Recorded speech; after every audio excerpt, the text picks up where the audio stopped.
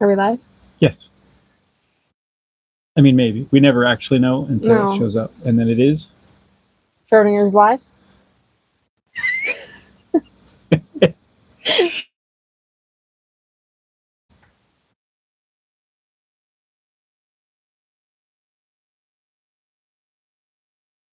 Maybe. Oh. No. Hang on.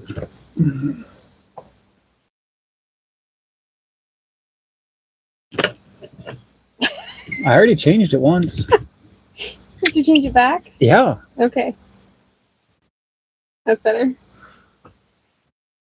Maybe. I don't know if that's very good. Schrodinger's live. You should. A little more me. Closer.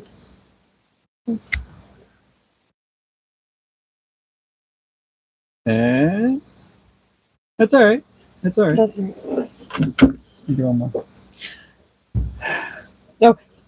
Welcome. We're here. To Schrodinger's live. We now know that it is live without having to kill a cat. You'll notice I'm wearing a hoodie. This is the first time I have been seen in a hoodie. In many a year. In many a year. This was a memento hastily bought on my Loja trip where I was delayed. I got stuck because the roads were all closed, and I just went with t-shirts because that's what I live in. No, it is far too cold for that, and almost nobody has heating. That's something else people don't realize about Ecuador, because the temperatures are always like pretty okay. HVAC systems do not really exist. No, they just don't. Almost nobody has them. You will find some businesses, always banks, and they'll put a mini split system in. They'll have air conditioning. Nobody ever uses it for heating. It's really for the hot days. They have air conditioning. It's probably for the computers. So I had to buy a sweatshirt to survive. And then the bus ride home that had to go through Cuenca, which got snow. Yeah, outside of Cuenca got snow. Got snow. Really cold. That bus was cold. It was cold. So, turns out, it's not just me being a wimp. It's an unprecedented, greatest ever historic cold wave happening to basically all of South America. So that's our lead-off news item. It's the great global cooling that you've heard much about from the TV people. It is the biggest cold wave ever, and it's they're calling it an ice belt. An ice belt across much of South America. Yeah, in North America, you get your polar vortex, which has suddenly popped up in recent years more than it ever did as I was a kid. I don't remember a polar vortex for decades. Yeah. It's cold. It's cold. And I mean, I get it. Where it's not cold compared to real places of cold, but I'm at full blankets. I wish I had more blankets. Yeah. Is everything working? Can you check comments? Make people are like, working. Stop, it's not working. I can't hear you. It's working. No, I'd yell at you if it wasn't working. Okay. So hi everyone. So I'm wearing a hoodie. I could survive without the hoodie. We also, because the dang chickens peck holes in our walls. Because we have walls you can peck holes in. There's holes in the walls, so there's now the occasional mosquito. When I say occasional, oh yeah, there's so many. Every 5 minutes, I have to kill a mosquito, and I just look and we've had such wet weather and such poor walls. Oh look, there's one right there. You don't know if I got that one. It's really annoying. Uses her hand, and she's a stone cold killer. Don't get near her. I use the racket because weapons. They see me, and then they just run away. They don't seem to see her, her body presence. But me, I look at them, and they're gone. So that's fun. So that the sweatshirt helps for the occasional mosquito while I'm caught unawares doing a live on the internets. All right. Other things. Random points of news. Random points of news. I like random points of news. Outside of Quito. I remember someone telling us, why don't you just live in Quito? Well, there's lots of reasons. But just an interesting thing. all of the landslides are massively affecting pretty much the entire country. Oh, right yeah. now, 400,000 people around in Quito are without water. Have been for several days. And it will be several more days. They're only like less than 50% fixed. Right. So they're rolling, they said 60 water trucks, and there's a Big picture of tankers. one. And it's probably that's like a 3 or 5 1,000 gallon tank. So I ran the math. If all the tankers refill 4 times a day and then go back to their distribution points, that was less than, what I say, 3 gallons? I think it was 3 gallons a person. 3 gallons per person per day if you have perfectly even distribution to 400,000 people. If. Now, of course, that's never the case. And 3 gallons a day is not a lot. No. Now Loja, Loja, people have gotten so used to the water system being cut off so often that the majority of houses have giant tanks on the roof, and it fills when there's water, and when there's no water, then you run off your tank. You conserve, it gets you, low water pressure, but it's there. Because even when all the things are operating correctly, there is insufficient water for the city. Yeah. So they process a batch, and then they push it out until it runs out, and then if it runs out too soon, they just turn off the water. But to be fair, I mean, there's landslides everywhere taking out And then giant chunks of. On top of that, in the bad Water times, mains. the water mains that run up through the valleys and the things in the mountains. On the sides of the mountains. Then the mountain gives up. Well, guess what? That water line went with it. It's not magical. It is infrastructure. Ecuador is having a terrible problem trying to just keep its infrastructure alive right now because of the absolute pounding of the weather this year. Yeah. So the mess up by Quito that's causing all the water problems, it says they've so far removed 90,000 cubic meters of mud. 90,000 cubic meters. That's just so much mud. That is so much mud. Also, where'd you put it? Down the hill. Probably. Because that never Scoop causes other problems. down the hill. That's what they did here. Yeah, it's literally when they clear the just have a road, mess. it goes, unless there's a house. They won't dump it like on your house or your yard. They'll find somewhere else. In populated areas, it's much slower because they have to roll dump trucks to clear roads. Yeah. Like the one down near Vilca or going towards Malacatos. They can't dump it in the river. There's people down there because it's just a little more populated. So they have to roll dump trucks and haul it somewhere. It's much slower. Much slower. Yeah.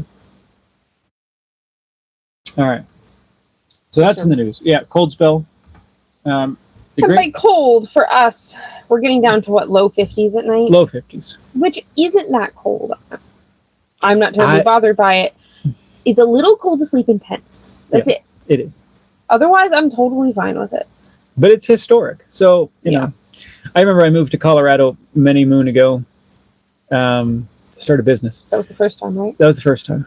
And I just kept asking the people I worked with, what the hell is wrong with your weather? Why is it so cold here? Why is it cold one day and hot the next? Why did I go to work in shorts and it's snowing before I leave work? Colorado's a strange place. 80-degree swing in one day. We at least don't have that. No, but where was I going with that? I don't know.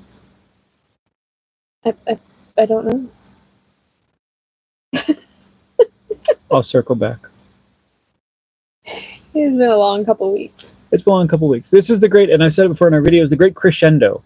The rainy season seems to like a little more, it kind of rains on and off, and then, it's raining most of the time, and then, like ramps up, dumps, terribleness, and then suddenly, all of a sudden, you just look out and you're like, it hasn't rained in a week.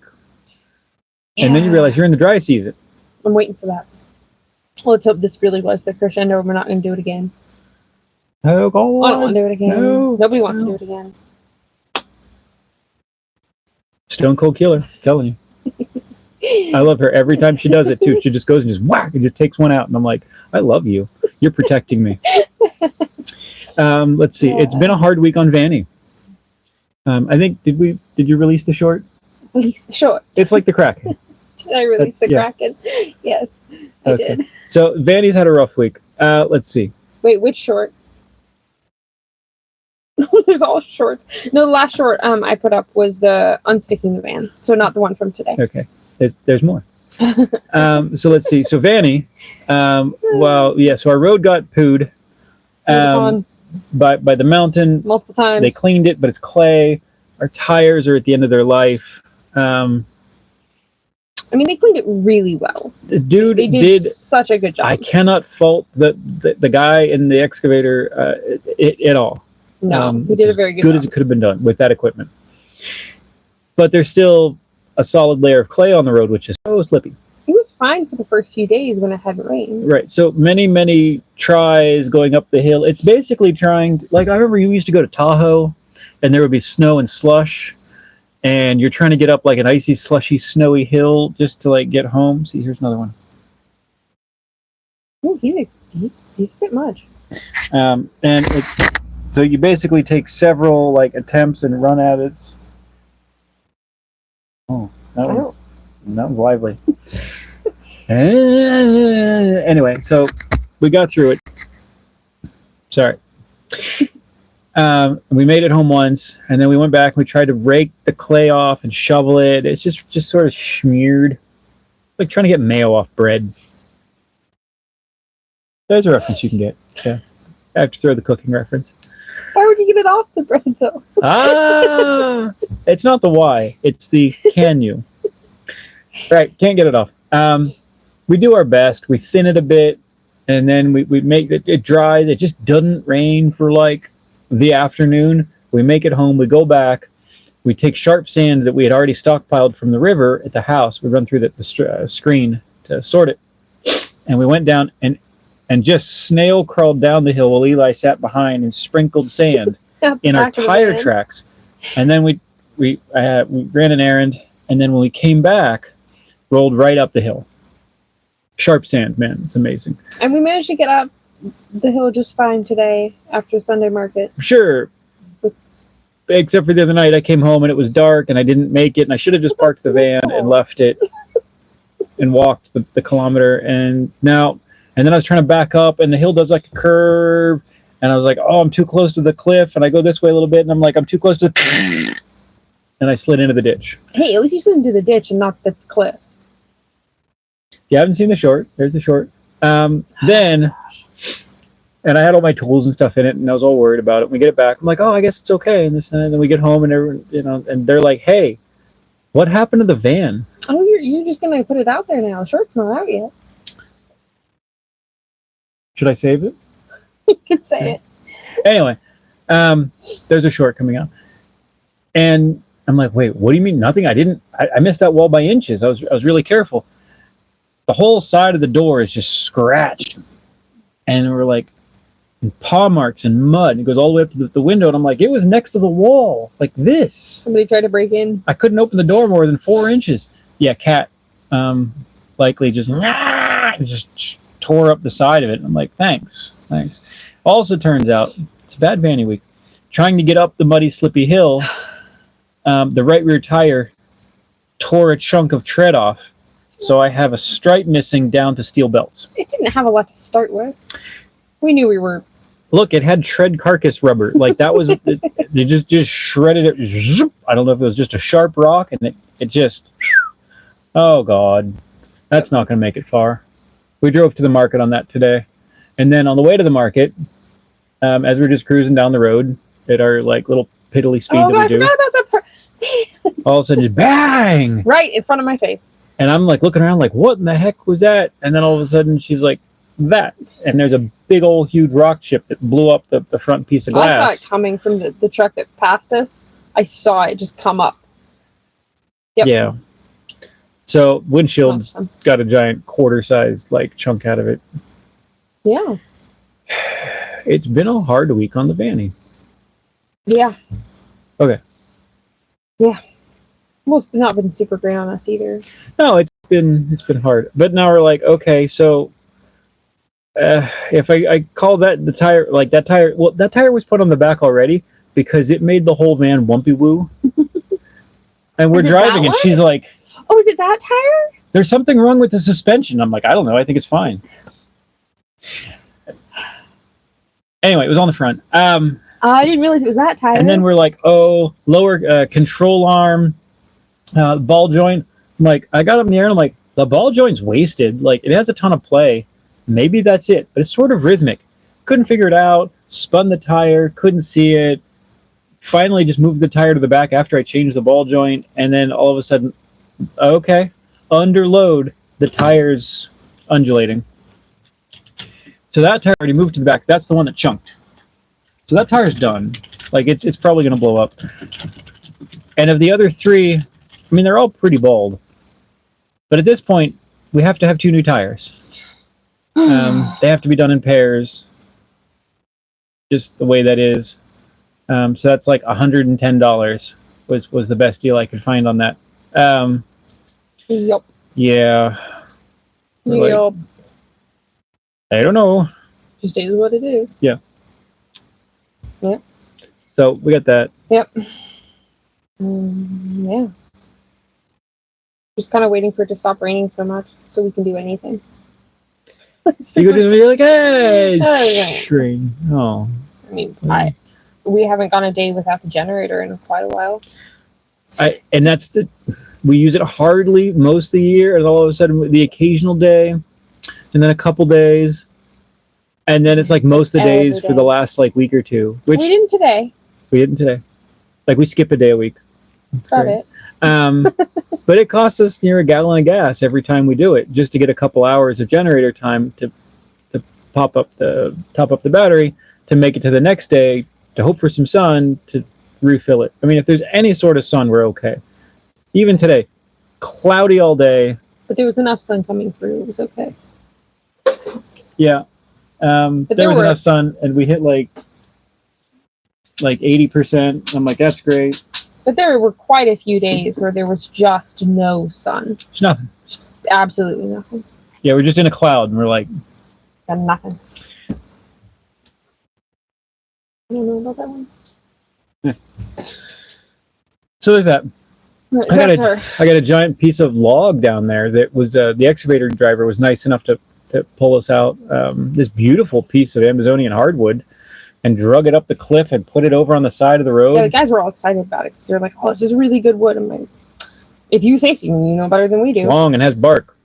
I'll trust you. No, it's beautiful. It's like got wavy grain. It's all red inside, like mixed colors. Like it's really pretty. So we're out there trying to cut it up into usable chunks to bring it back and dry it correctly. But it's just been sitting because rain. Oh. Technical problems. The laptop keeps disconnecting from the internet. The card is done. All right. So rainy season saga. That was a rainy season saga. Rainy season saga. It continues. Hopefully we're done with it. I mean, a lot of people aren't done with it. There's still landslides everywhere. Other people tell us that the rainy season is over and it's the beginning of the drought. It was supposed to be. Depends on where you are in Ecuador. That's also something interesting. It turns out that the rainy versus the dry season is actually not the same in the whole country. You think it's a pretty small country, and no, they're very different. 11,000 different little microclimates. Yeah. Other places have the windy season. I do not want. No, we get a little bit more wind in the dry season. The misunderstood Verano. I don't know.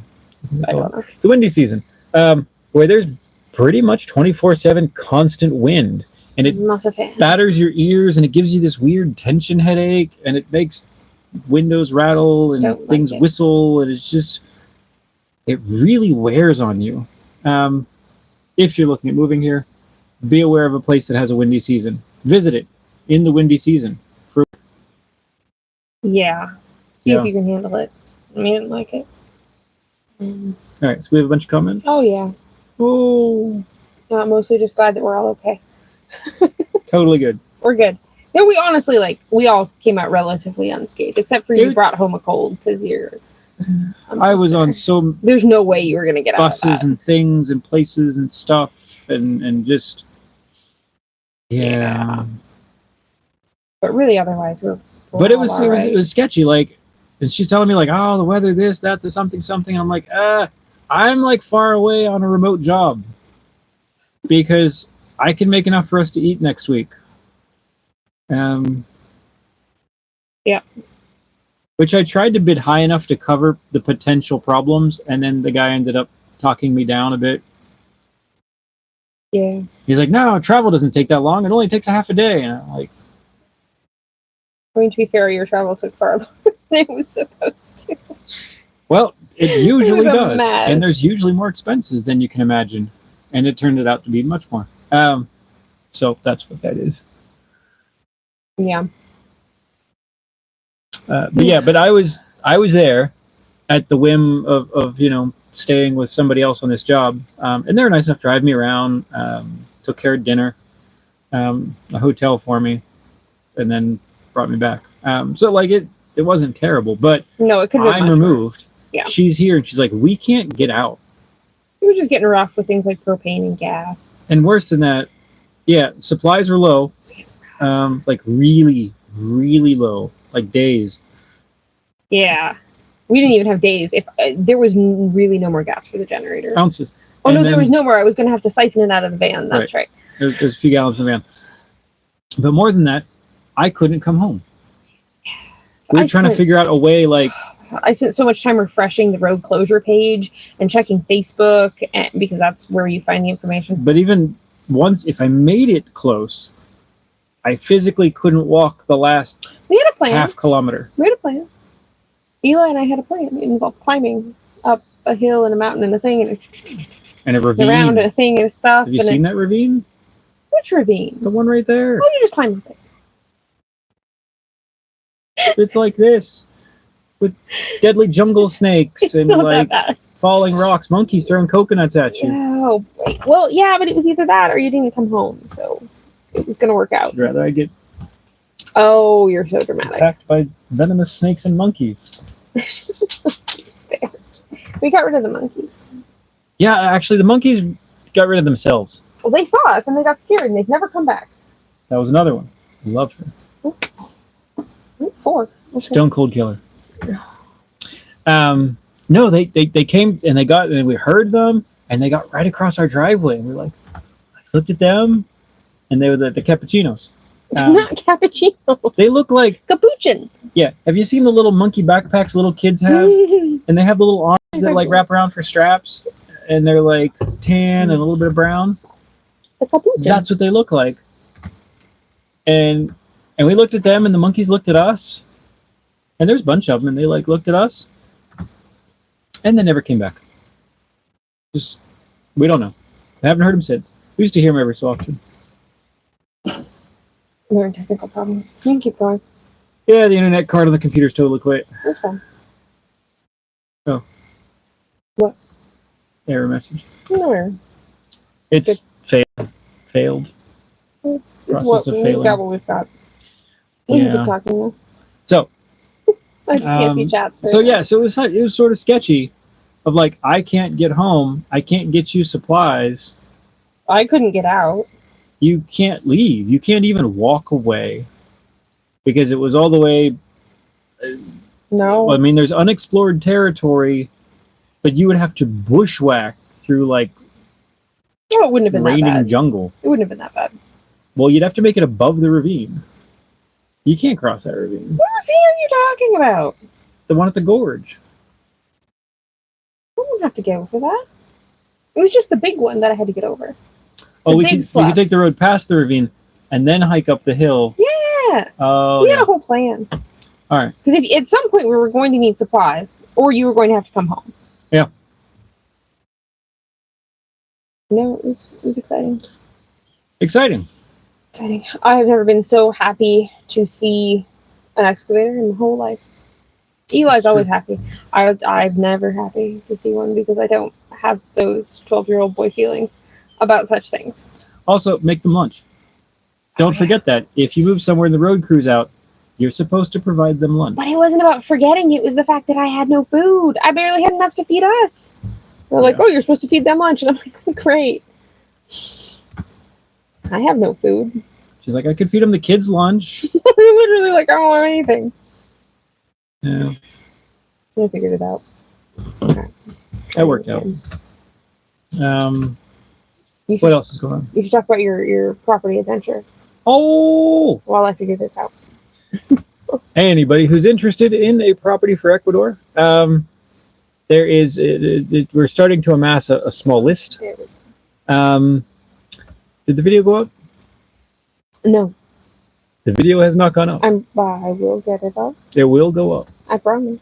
She promises. I went down and I was talking to Clever, and he invited me on a little hike along. That's our engineer. Our engineer. He's a really good guy. I like Clever. I like how we say he's our engineer. He's ours. He's ours. He's our guy. We know a guy. We know a guy. He's like one of the preeminent engineers in the area. Anyway, he's like, hey, go with me. I got to go see this property. I got to go fly a drone, do a thing. And he's like, didn't you say you knew somebody who wanted a property? I'm like, actually, yeah, there's somebody who's looking. He's like, come check it out. You can tell him about it. I'm like, okay. So we got that video going up. It's a pretty nice property. It has a couple of unique features. It's 48 hectares. They're asking 120,000.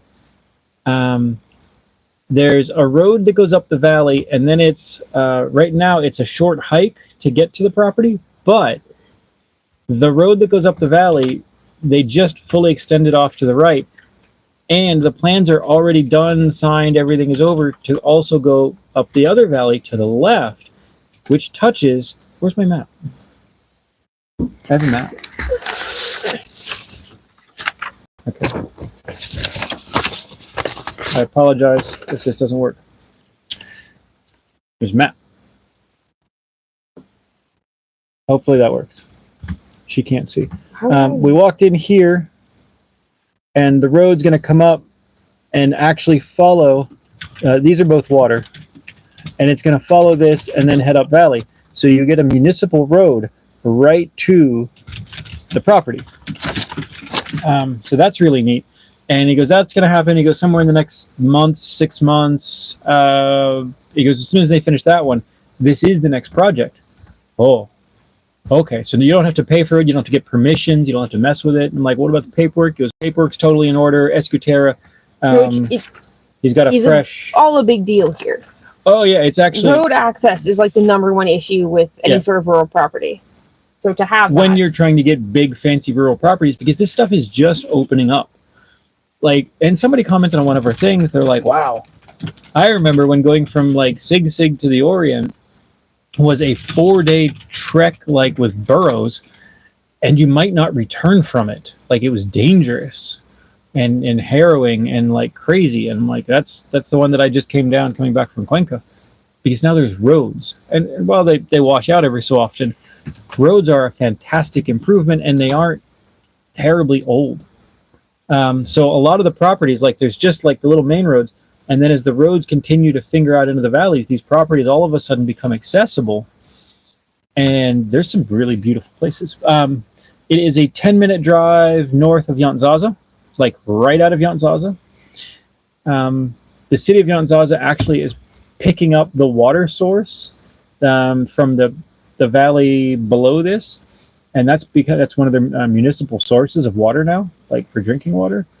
There's so much fresh water. There's 3 internal springs that feed little internal creeks. He said the water is so good and there's so much, it could be a bottling plant. You could literally sell bottled water from the property. Oh, okay. It's got a bunch of flat. It's got a ton of buildable space. It's tranquil. It's pretty. It's secluded. You get like a whole side of a mountain. Seems great. It seems really cool. But it has the big stuff in order. It has the paperwork, it has the road and the access. It has water. It has flat to build on. Yeah. And apparently it's been in his friend's family forever. Like, he didn't even know it was his dad's, his granddad's. Like, they've just owned this property forever. So this is like the first time where it's coming up for sale. probably since the property was originally titled to somebody in their family. So, but he had worked on the legal side of it to make sure it all has the proper paperwork. That's kind of what he does, and amongst other things. There's other properties that are going to be coming up if you're looking for smaller properties near Vilca. My very good friend Darwin, who, oh my gosh, came to my rescue in Loja. I remembered he had a restaurant, and it was in the bus station. And I'm like, I'm stuck in the bus station anyway. I'll go say hi to my friend. So, I said, hi, how you doing, this, that. We talked. He's like, oh, like, we don't ever get to see each other anymore. I'm like, yeah. And he goes, oh, something. What are you doing? I'm like, oh, I'm trying to get home. I got to get a bus. I got to talk to the thing. And he's like, oh, well, I'll go talk to him for you. And I'm like, well, that's huge. Because my Spanish sucks. And we kept talking, and he's like, well, the roads are closed. Like, what are you doing? I'm like, I don't really know. He goes, well, you will come stay with me. Like, of course you will. Like, oh, okay. And he called his wife, and she's like, oh, of course, Chris is always welcome. Yeah, come stay in the house. There's room.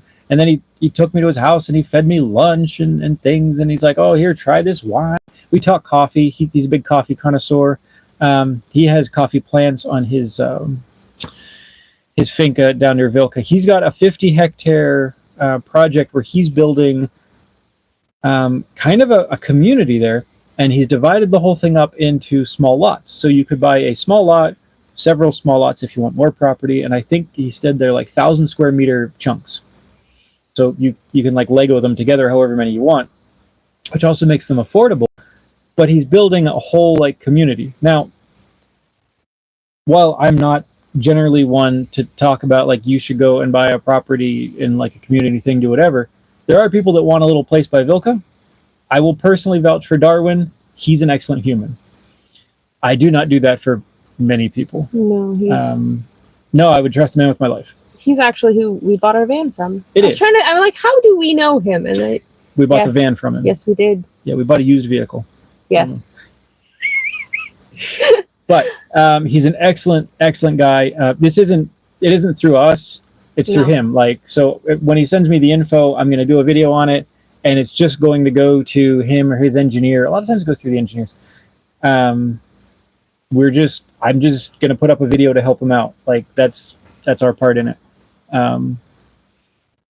But you couldn't buy a property from a nicer person. Like, yeah, he will not shyster anyone. Like, that's not who that man is. So that's always good because those people exist in that industry. Oh yeah.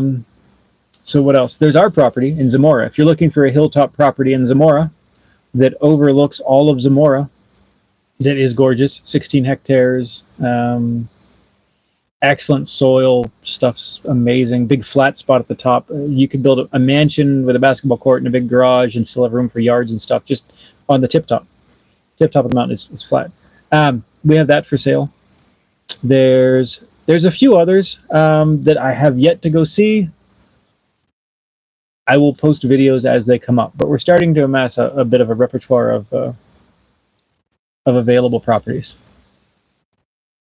yeah.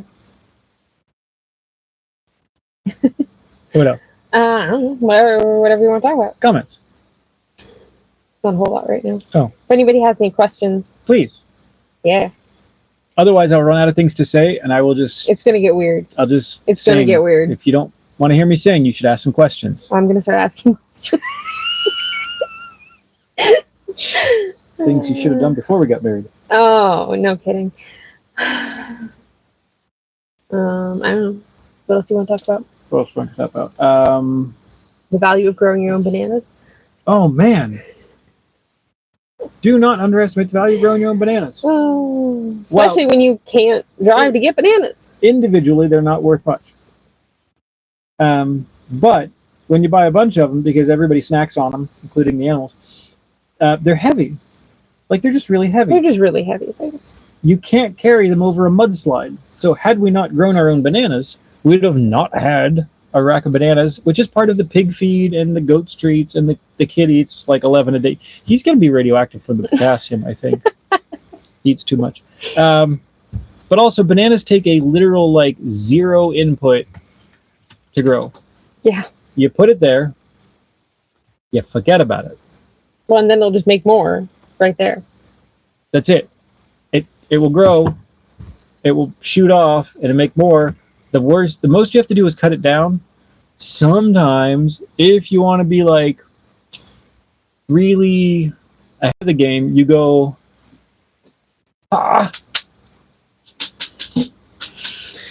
you go and you put a stick on the one side where it's leaning, just to hedge your bet that's not going to fall in the wind. Yeah. That's it. That's how you grow a banana. Because the one time we didn't, it came down. Yeah, it was a mess. Wind fell. So you just give it a stick. That's it. It takes no effort. There's no reason not to. And then you go and you cut it down, you drop it on your head, and everyone goes, "Yay, you have bananas for like a week or two." Banana bread. And banana pineapple jam. It's true. And you have bribery for all the animals, which is not to be underestimated. Oh yeah. When the goat gets free and you grab a banana and you shake it at her, and she's like, "Okay." Yeah. It's important. It's important. Chickens, pigs, goats, dog, children, dog. He'll do anything for a banana. You can't hide a banana from that dog. So just stick a few around, grow your own. Right. And then they just keep going. They just self-reproduce. They just, that's it. It's like the easiest thing to grow. Yeah, it's the easiest thing to grow. People here do it with the platano. I'd like to get some of those. We're supposed to. We just have to clear the space and ask for them. And then, so the platanos are used, and they're usually eaten slightly green before they get all their sugars. I got it. And that is like a staple food source for the people here. And they just grow, and they just go and they cut them down, and they eat a significant amount of platano as part of their diet. Mm-hmm. Yep. All right. There's a couple questions. I forgot I put a post up. How do you feel about Puyo and east of there? I don't know where that is. We will look where that is.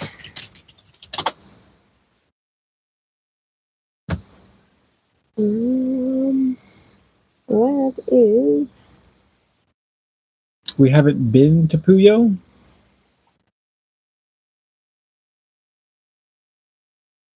Zoom out. I don't have a zoom out ability. There we go. Slow. Right. Puyo. It's slow. East of Ambato. Oh no. You know, I'm lost my zoom out more.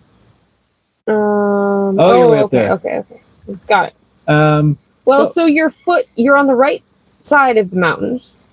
Literally. What's the elevation? 950? Okay. All right. But you're also, we talk about the foothills being a solid option. When you look at your climate map, zoom.earth is excellent, and you can sort by temperature. You can look at the whole world. It's actually a lot of fun. And you'll see that Ecuador has the mountains, which is blue. It's cold. Blue is cold. And then it goes to like light blue, and then it goes to yellow, then it goes to orange, and rarely ever red. So there's like this beautiful middle ground between Amazon swamp jungle and freezing mountains. And it's the foothills. And there's just a couple little stripes that run down Ecuador. That's it. It's like a little hot and a little cold. It's like 1% of the whole country is this beautiful temperate strip. Nowhere else in the world, unless you're on an equator and at that elevation, has similar conditions. Hawaii is kind of like that, but at a warmer temperature overall because lower elevation mostly, unless you're on one of the mountains. Yes. Do I know about it otherwise? No. I don't know what big cities it's close to. Well, it's the closest is Ambato, but I don't know anything about that. It's crime. It's I would say it's probably lower crime based on location, because you're decently far from a big city. You're across the mountains from the coast. You're sort of midway north to south. And it's and the 1,000 meters to like 1,400 meters is not including your microclimate effects is usually the sweet spot. Just in general, the 1,000. Now I will say, I think there's a volcano somewhere near there. Oh no, volcano. Yeah. So which part we're of our just against. Yeah, your results may vary. personal opinion. Oh, there. Oh, that didn't work at all. Yeah, it's Chimborazo. You're decently far from it, though. Depending on weather. Yeah. If the weather flows west to east, you're boned. Yeah. You're pretty close to a volcano. And again, it depends on the prevailing winds. I had a friend who's lived through a couple of volcanoes. Probably should have died, by his own words. Woke up at once just choking horribly in sulfuric acid like mist that just enveloped everything. Like they didn't have TV things, something, there wasn't cell phones, so you found out something happened by it's on top of you. And then had to escape in that condition. Tore him up pretty solid. And then another one that was kind of the same thing, just totally destroyed everything, ash. You won't live near a volcano. Yeah, I'm not interested. Speaking of volcanoes, we are entering a period for this next week of volcanic and earthquake alerts worldwide based on solar conditions. So that's but in general, because of solar conditions, the sun runs everything. Like just Skeeter. Doesn't run the Skeeters. Runs me though. Was that like teamwork? Yeah, you bounced it. Nice. The sun runs everything. We are exiting a lull, a particularly quiet period for volcanic activity of the world. It's going to pick up. It already is. Honestly, seeing it like there's Mount Rainier in Washington, which has had its own weird, there's one like in Japan. There's this one. There's that one. There's that. They're talking about volcanoes everywhere, just sort of waking up. I want to be far away. At your own peril, live near a volcano. But otherwise, it might look nice. Go check it out. Send us pictures. Like I'll watch a video if you make a video on what the place looks like. All right. Did you guys have to request the road be dug out? Yeah. I sent him a WhatsApp message. That's the official request. You're like, yo, dude, like you. Are you going to explain who Yo Dude is that we talked to? Yeah, it's Coffee Guy. Who is, I think, the equivalent of the mayor. No, totally sure. He's not. He's like director of transportation under the mayor. Okay. Is that his official? And cultural affairs and a whole bunch tourism. Of other things. It's a small town, so there's a whole bunch of things. Yeah. He's relatively high up in our tiny local government. Yeah. But he's also Coffee Guy because we were trading him for coffee, and you just text him like, "Oh, hey." And I sent him a picture. I'm like, "Yeah, it's totally borked." Yeah. And then the next day, the equipment shows up. The next day, but there had been another slide, which meant it. Yeah. But it only took them a few days to get it all taken care of. On top of everything else, the whole area was dealing with. That they had available, which wasn't much because everywhere is terrible. It was so bad. And then they broke one of the pieces of equipment, and then they like a day later they got another thing out here. Yeah. So that is notifying the government, filling out forms in triplicate thing, running it up through the no. When stuff's wrong, message and that's it. When stuff's wrong, they just fix it. Like when there's things we don't have to environmental analysis and an engineer study, dude comes out with equipment and he moves the mud the best he can. And if it's a super technical thing, they may call in help. If it happens again, they may call in an engineer to study it better. They get it done. Yep. They don't mess around. Agree, bananas are the easiest plant them once. Yes. Yeah. I really like them. I mean, I don't really like Not them. the red ones. I don't actually really like bananas. Truthfully, I'm not a big person with the bananas. Arritos, known as little gold in Spanish, are small, flavorful, denser, not pithy. Like, I'm sorry, but the bananas that are sold in the U.S., that the Cavendish variety are... Bleh. Oh. You're so gross. There's nothing worse than opening your lunch bag and seeing one of those and being like, oh, Mom hates me. Oh, I just refused to eat bananas my entire childhood. Yeah. That and the Golden Delicious. It's literally known as the apple that's most thrown away. So they're delicious. Sometimes they get a like a vanilla taste and thing and something, and they get these like complex aromas and flavors. And yeah, they're more dense. The texture is just better. They'll get a little closer to almost like a soft fudge texture. Like they're dense, they're not pithy. It's just an ugly word. Do you know of or have thoughts of the little town Nabon east of Cuenca. I don't know. Hang on.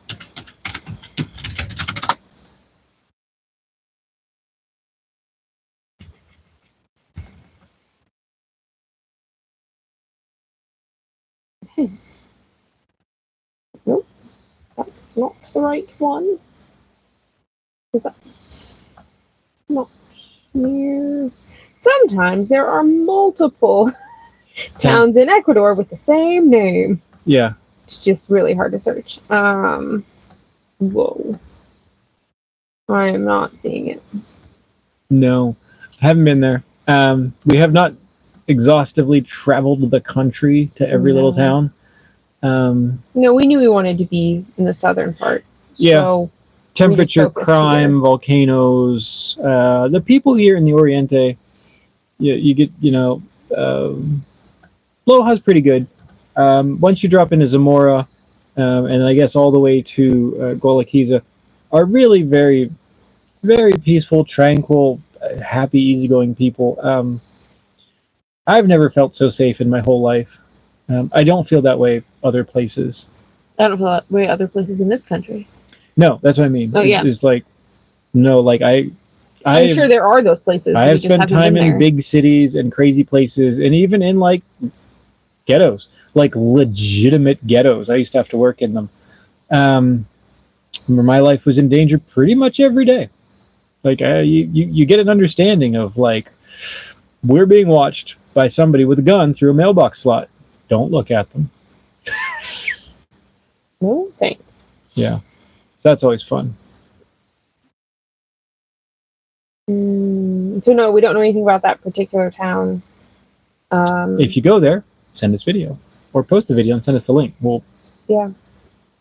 All right. I know that Ecuadorian residents and citizens are able to apply for an open carry or concealed carry permit. Do you have, and if not, do you plan on it?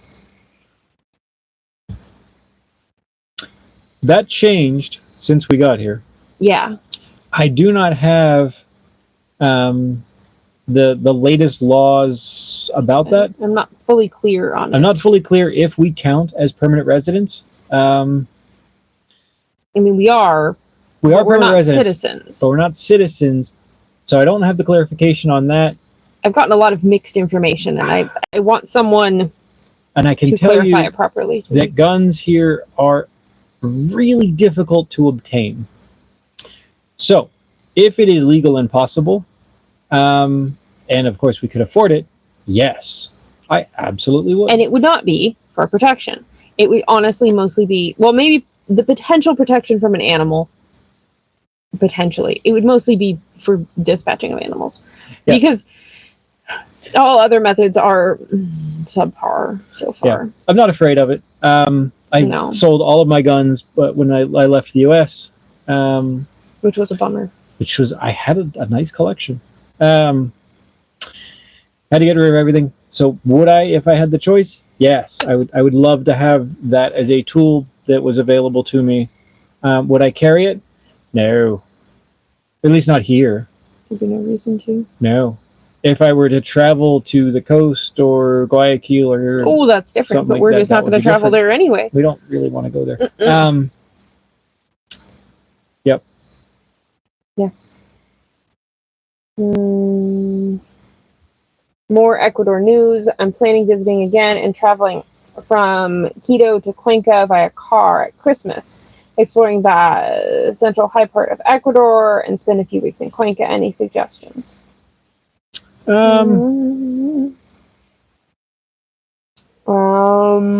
aware of yourself and your surroundings.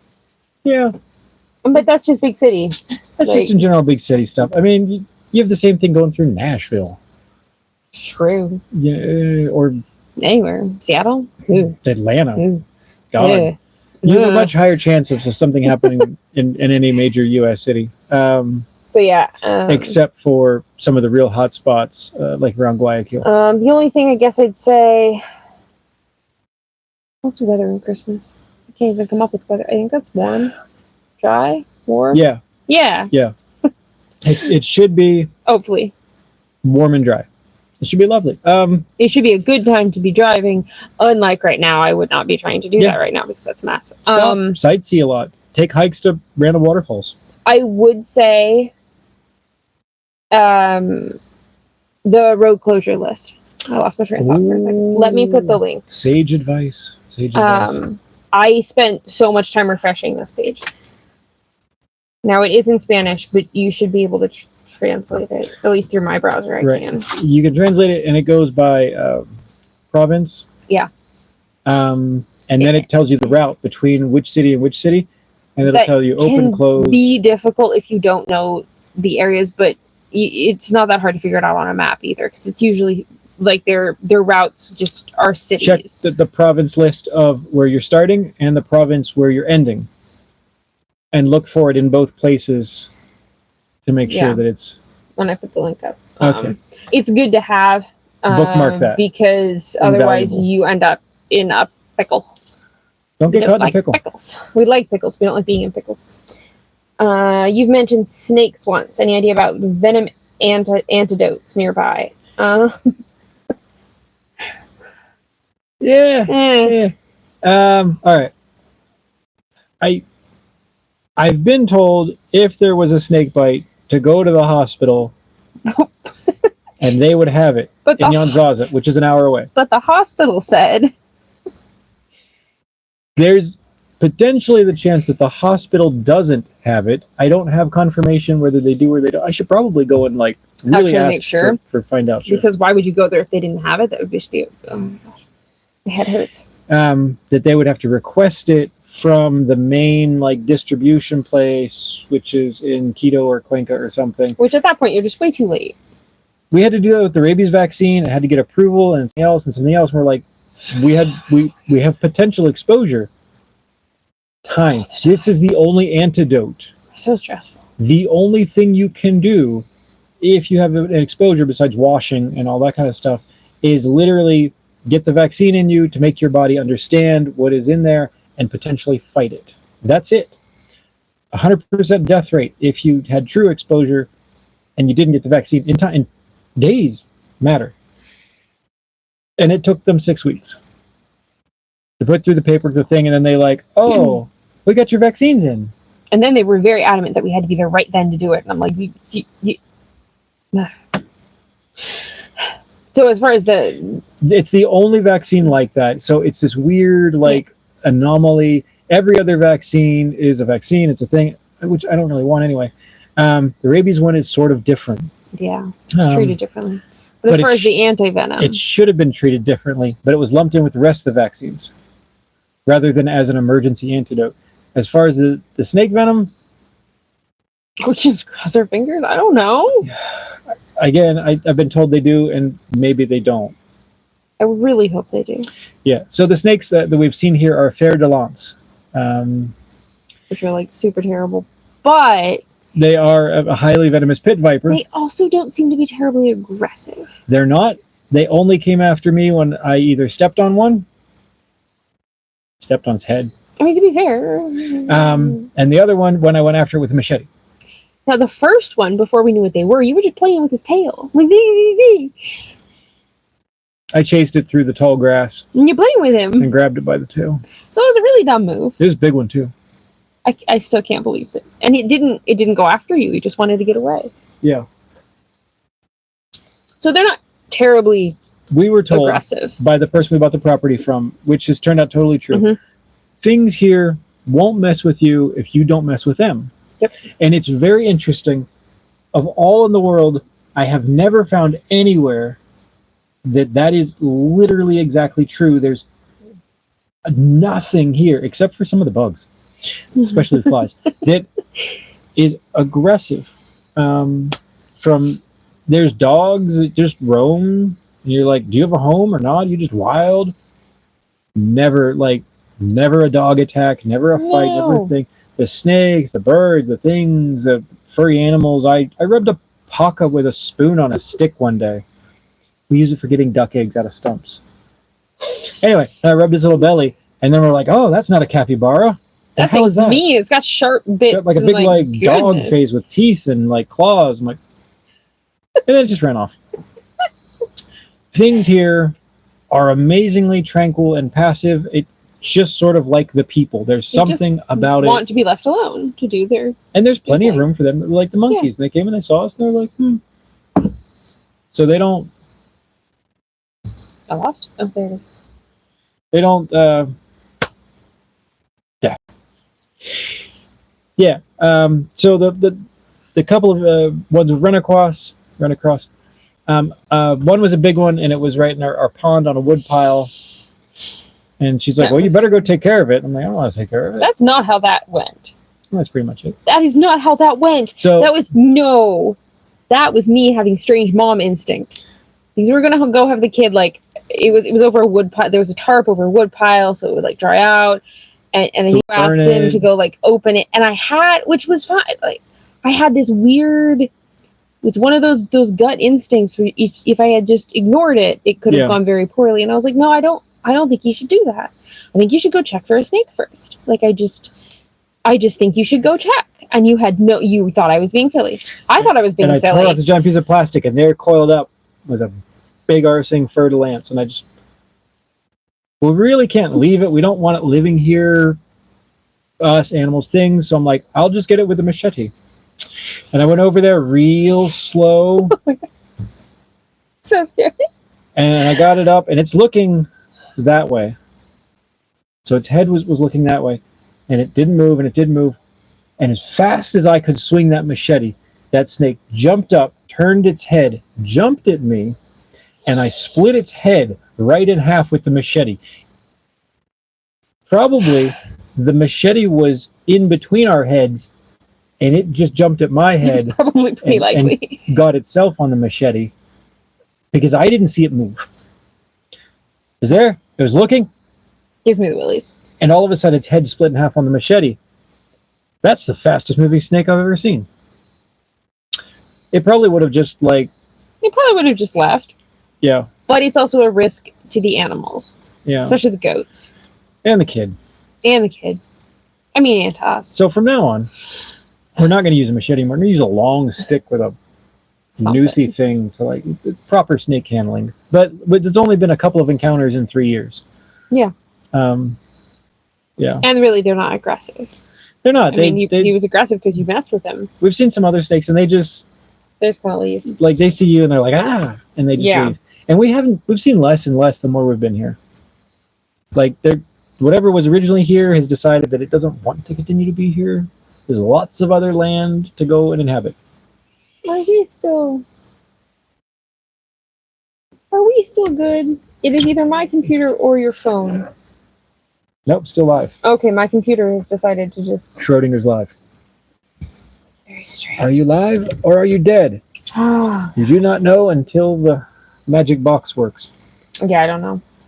Anyway, hi guys, been watching your streams lately. I live in Canada and I'm from Ecuador.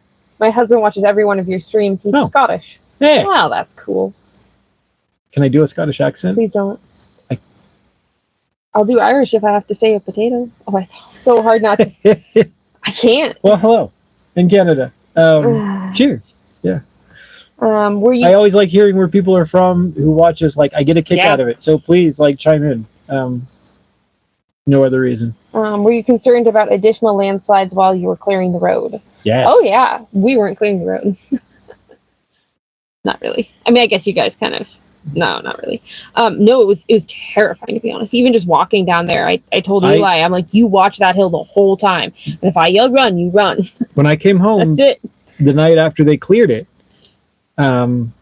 little rocks and mud balls were rolling down at me as I'm walking up the long hill. Well, no, it fell on the excavator, dude. Oh. That's why there were two guys.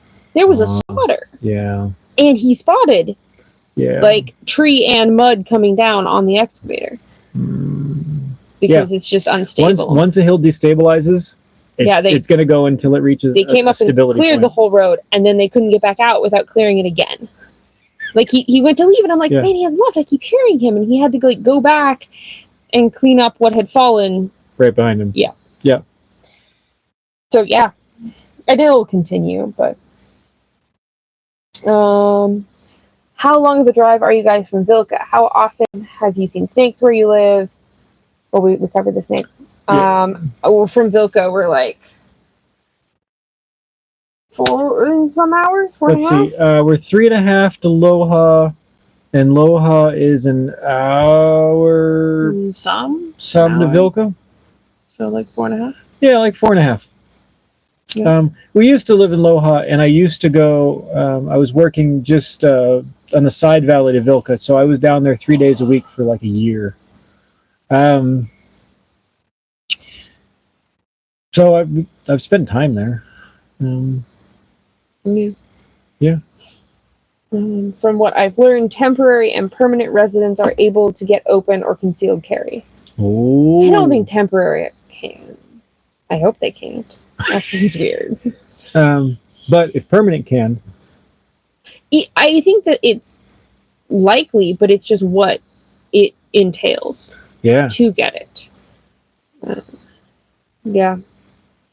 I know the owner who lives in Malacatos? No, I'm Dangui.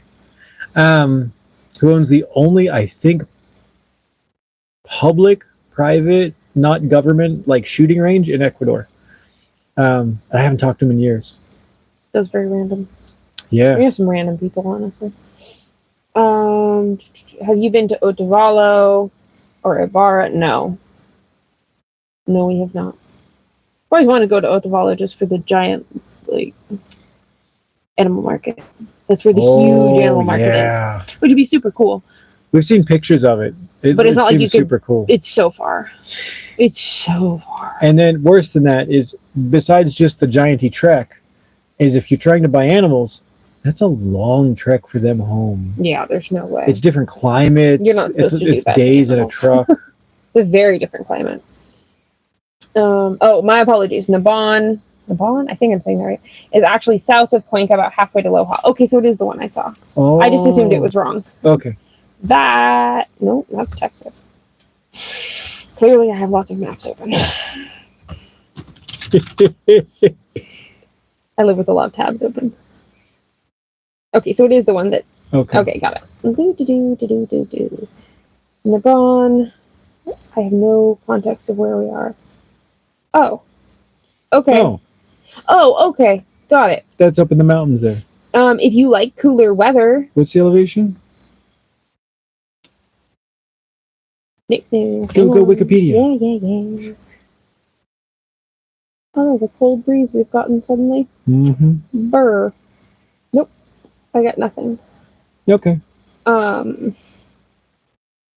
think it's in the mountains, on the mountain. The mountain road between Cuenca and Loja is mostly high elevation. Mostly it's pretty. There's like grassland. There's not a ton of trees, although some sections have. I've seen pine forests. Oh, there's a picture. Yeah, it is higher elevation. You can just tell by the land. Yeah. So cold. I mean, if you like cooler weather.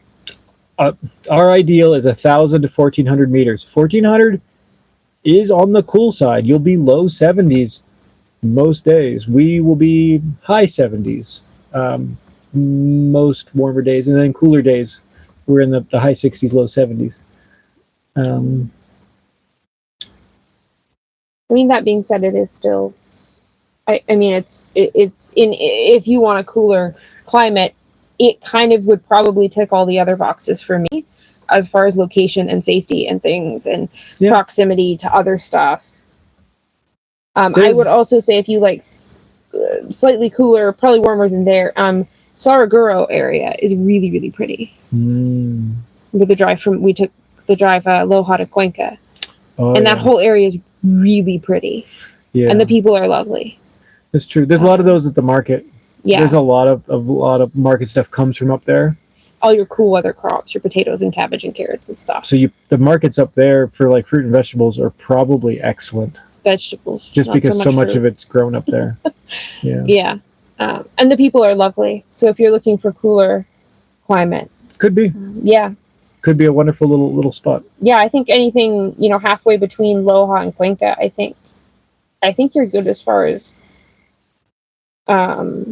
like crime and safety and things.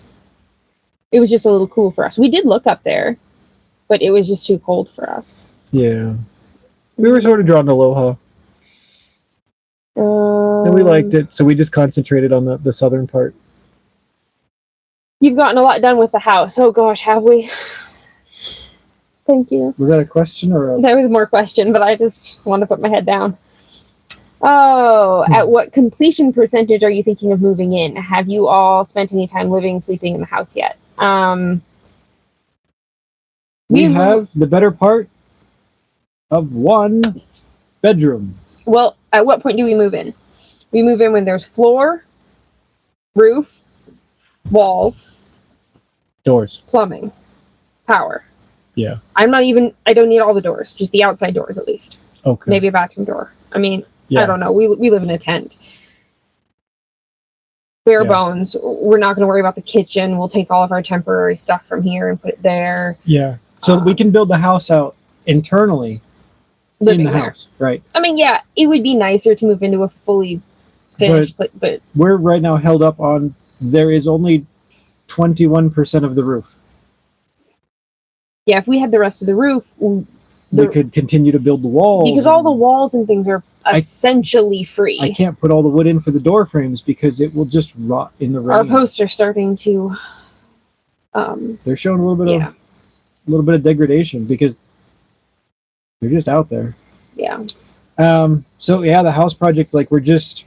it's really just the roof. We're just sort of flailing in the I look water at it a lot. for money to survive. So I have been spending my time simply scratching at things, trying to get any little bit of money that I can to get us a little further along. It's not enough to cover things that we're burning up, expenses. It's really just like treading water money. Phones, clothes, things. We've only bought 2 clothing things in like 3 years. Besides a couple of pair of socks, like this sweatshirt, which was $10, and the laundry. So we spend $10 on a pair of pants. Yep. That's how extravagant we live. Yep. You did buy me rain boots. I did. Felt very extravagant at the time. The holes. They just. But let me tell you, you bought them for me, and then it was dry for a week, and I was like, man, maybe that was just wasted money. Not wasted money in the last multiple weeks, and getting over mud, and yeah. 10 whole dollars. Rain boot important. So that's what's up with the house. We're really just stuck for money for roof. Yeah, and no, we haven't spent any time in it in any real significant way except working on it. It's not at that point yet. But we will, as soon as we get a roof and close up the outside of it, we will move into it. As soon as I mean, basically it's floors, roof, walls, outside doors, windows. Electricity is easy. I just run a wire. I mean, the plumbing is really easy too. Yeah, the plumbing is already under the house, but it's not connected to anything. Although our plumbing out to the septic is not done. No, it's a couple days of digging. Yeah. We have to, like I said, the plumbing goes out of the house and then is just unfinished. So I'd have to trench it down the hillside and connect it to our existing plumbing. We have 31 people. 35 people. 32 people. I don't know the numbers. That's like the most ever. It's so many people. Ah! That's cool.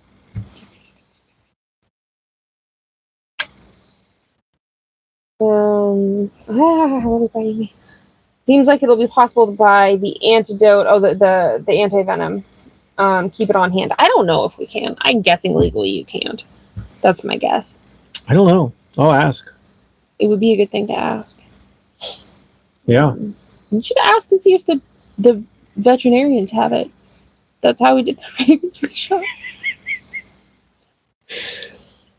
Listen, if it was like life or death, I don't care if it's made for humans or animals at that point. Yeah.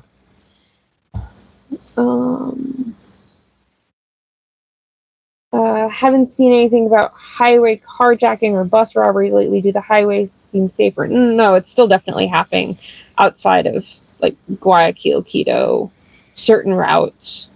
I think it's probably less now because you can't drive that much.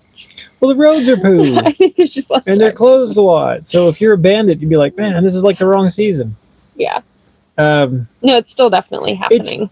It's not a lot. It's not a huge thing. it is a peculiarity that maybe you wouldn't encounter in, say, the States or Canada. When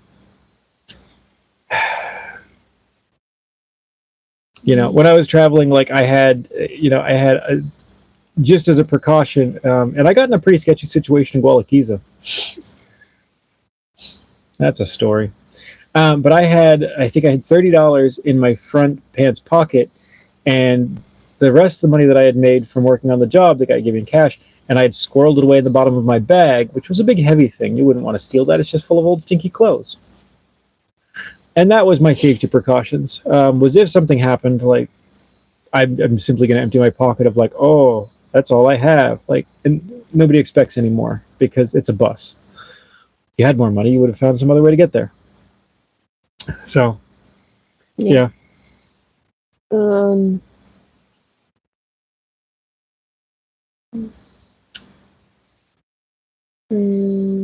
Questions. Keep asking questions. Sorry, I'm trying to process. Yeah. I'm clearly tired. Continue to send questions on chat. So we have stuff to talk about. Okay. Born and lived 35 years of my life in Ecuador. They're thinking about returning, which is why they're watching us. Oh, hi. Who are they? Concerned about safety. Oh, yeah. It's just going to depend on where you are. It depends. That's always what we say. It doesn't matter where in the world you are. It depends specifically where you are. When we were in the States, I can tell you that 10 miles can make a huge difference in crime. Where we were in Northeast Tennessee, it's great. 10 miles that way? That's great. 40 miles, the other way? 100 miles that way? Where we were? Yeah.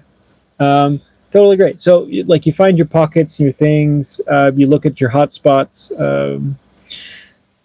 I also think, I think we both think that things will get better in the coming years. I do. I have an amazingly hopeful outlook based on current politics and what I see going on, story after story after story of things, and not just like a thing in the news, but a thing that linked back to a thing, this, that, there's all these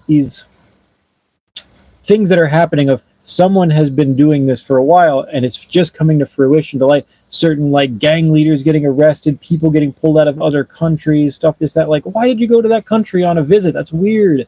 And then a month later, criminal kingpin gets picked up in that country. You went there to talk to them about that. You talked to them in person because you may have worried that somebody in your organization would tip them off. Ooh, you know how to get stuff done.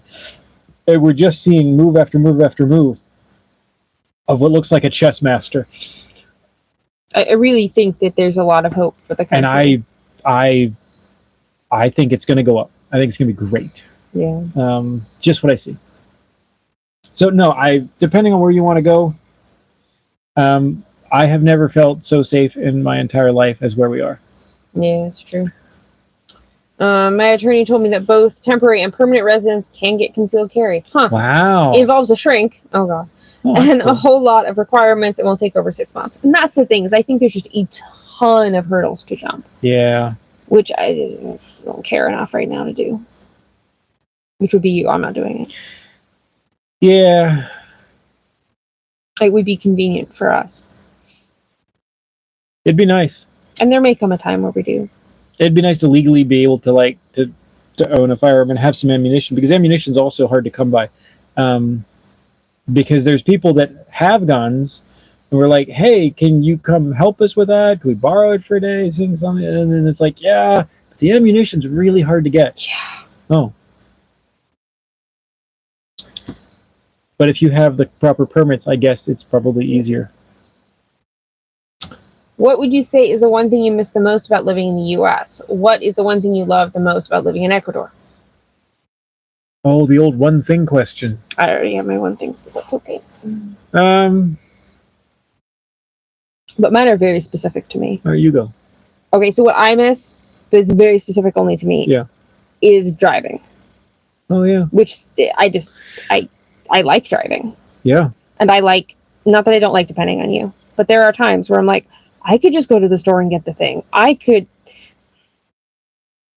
Yeah, only one of us has a license, because it was a hurdle and an expense.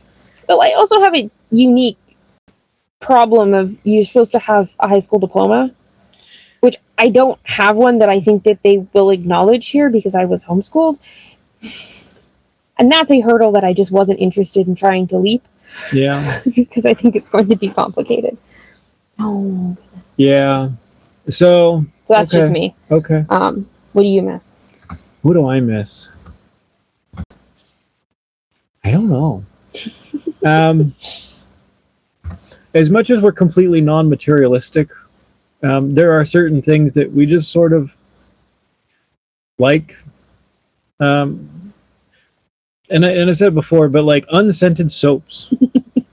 Yeah, okay. My friend Jorge, who, if you ever need any sort of equipment or not lawn, but like agricultural, like equipment things, tools, whatever, in Zaza, call Jorge. He's the man. He's a good guy. He's a good guy. He's actually going to bring me back a bottle of Dr. Bronner soap because he's going to Disneyland next week with his family. And we have to figure out a way to get it to him, to his like hotel or Airbnb. And he's going to bring us back a bottle. I'm like, oh my God, that's really like, it's just everything here that we can get is intensely chemically scented. And it's all the cheap chemical scents, all the laundry soap. You can buy a 5-kilogram bag of laundry soap. What was it, like $2? Something silly. $3. Like it's this huge bag. And you're like, oh my God, it stinks. It's pennies per pound. It smells so bad. We are very sensitive to such things.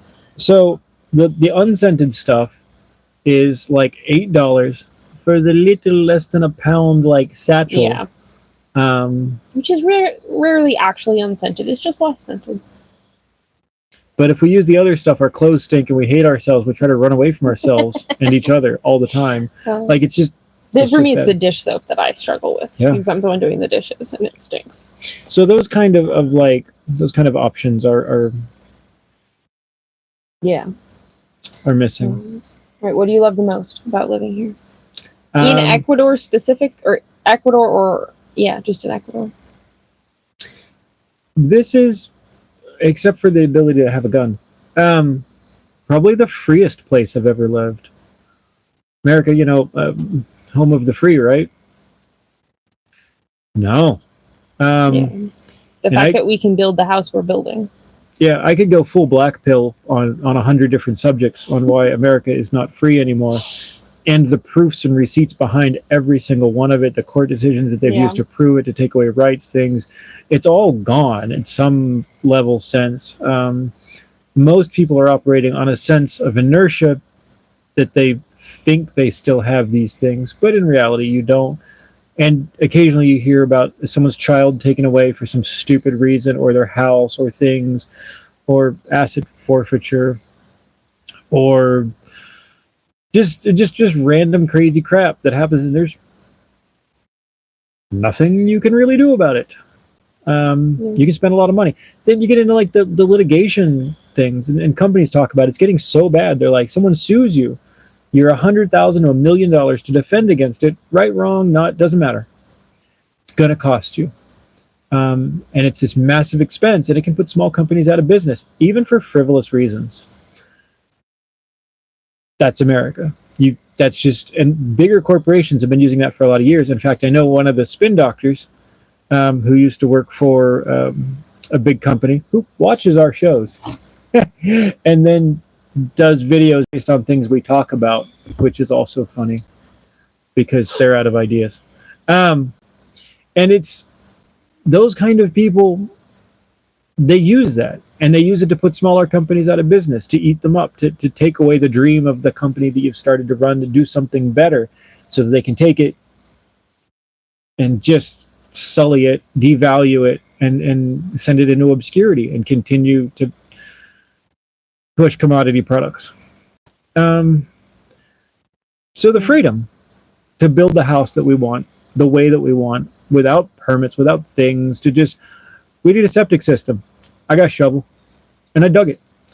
And It's great and it works wonderful. The local city came out and like wanted to see it and show it off to people, and then they wanted me to teach classes on how to do it. Yeah. I'm like, that's cool. Like when I see the local government here do stuff, it's actually amazingly positive. Like, that's actually a really positive program. They put up signs here for breastfeeding, and billboards like, you should breastfeed your children for, what was it, like 3 years or something, some amount of time. They tried to pass a law against formula without like a prescription, because they realized the advertising was heavily influencing people, and people were convinced that formula was better than breastfeeding health-wise. The government tried to come out and try to like, no, like, for the health of the people. And when they actually do things, I have seen just a lot of stuff that actually, like, no, that's actually, you're really like trying to help. The government here is actually trying to help. Genuinely. In America, it's literally, I think it was Reagan came up with the phrase of the most scary thing any American could hear is, I'm from the government and I'm here to help. It's the scariest phrase in America. And I think it was Reagan that like publicized that. And that's just not true here. Like, they're actually here to help. They actually really are. They come out, they'll clean the roads, they'll do this, they'll that. Hey, we're going to put in the local clinic. Like, people from the local clinic showed up and just like, do you need anything? Can we help you with anything? If you need any healthcare thing, something, it's totally for free. You can come down to the clinic. Like, it's basic. Like, they don't have a ton of like, but they're there. Things, and diagnostic you're going to pay on your own, but it's cheap. They're like, oh, what about this blood test or this thing? Is, oh, it's about $20. What's a full set of x-rays because you need dental work? They don't have the x-ray machine in their office. Oh, $20. Full x-ray, whole face, take it to the dentist, he can look at it, decide like how to do it. Again, free. I've gotten the absolute best dental care ever here. Yeah, right? I was not expecting. In a timely fashion. Yeah. The fact of being able to simply do what we want. It is a wonderful sense of freedom, probably like America was 100 years ago. Yeah. We've been following you guys for some time now and admire your courage. Wait, where? Someone's tailing us? What? Oh, it's a dad joke, isn't it? Uh-huh. I'm just still.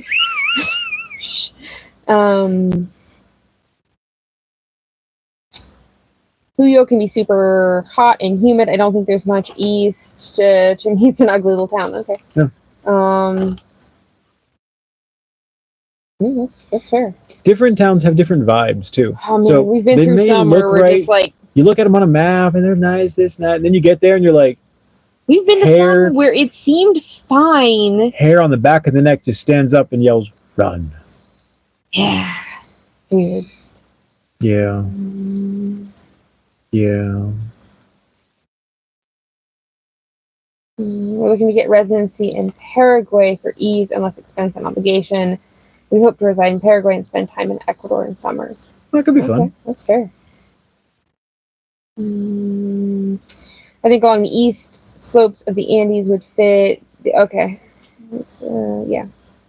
Oh no. I think my internet's having problems again. Oh, look, we got $5. Thank you. Oh, thank you so much. Every dollar helps. So much. Like, it helps. Like, the first like 100-ish in a week covers food. If we get like 50 extra after that, we need a tire. Yeah, a tire. Sometimes like the kid needs the random things. All the kid happen. All of his socks have giant holes in them. We got socks for his birthday. 1 pack. For $2. No, they were $3. Oh, were they? They've gone up. They've gone up. Every little bit helps. If we got a sizable chunk, we would actually put the roof on the house. But we have to take care of like some necessities of life first. Gotta eat. Well, the van, we can't lose the ability to van. We've essentially pretty much lost the ability to, and we live so far away. Like it's not realistically walkable. We did it. It was very unpleasant. I prefer not to do it again regularly. Yeah, it's a long, and that was just to the place to get a taxi. Oh yeah, that's not actually to town. And then it was a $6 taxi ride to town, and then wherever you needed to go. and then back. Yeah. So it's also expensive. Yeah. Recently, lots of upset in Mexico over expats considering what's going on in America. Well, yeah. Do you hear or see anything like what's like that happening in Ecuador? Do you feel expats will continue to be welcome? I don't think expats will. I think it is very important how foreigners approach living in Ecuador. If you approach it as I'm a foreigner and I'm going to keep all of my ideals and desires and you should let me be whoever I want to be. If you move in thinking it is an economical resort town for you to just do whatever and treat the locals like servants because they run the stores and the shops and things, there's resentment. There is. There already is. There already has been. There's only going to be more. Yep. I think that they are generally an incredibly welcoming people. Yes. If you are also kind and want to be part of the community. If you want to be part of it, if you try and you do things like I've been working with the neighbor a bunch. He needed a roof. He's building some like little outbuilding, chickens or storage. I don't even know. And it's built like it's crude, and it's mostly just timbers from around his land. And he's like, "Oh, I need a roof," and he's doing something else, and he's got his restaurants he's running. And I'm like, "All right, I can do a roof for you." And he's like, "Oh, it's probably like half a day." I'm like, "I'll try, dude." So I went and I spent a little over 4 hours. I got 3/4 of the roof up, $20. Like is a lot of money? No. But he'll call me. Be like, "Oh, I need this thing. Can you come do it?" Okay. And there's back and forth with that. And we work with all of our local people things. We ask, like, "Hey, the butcher, we're stuck. Can you save us some stuff?" Mm-hmm. Because otherwise it'll run out before we can like actually dig out of the mud and leave. And they do. And we had a thing with we couldn't leave for some reason, and we needed antibiotic for the pig. Oh, that was because that was for the goat. That was because the river was out. Like we could not get across the river. The river blown out. So I called I called my friend who has the veterinary like feed store thing, and I'm like, "Hey, I really just need like this is an emergency, some antibiotic thing, something." And he goes, I'm like, "Can you send it up in a taxi?" He sends it up with his kid.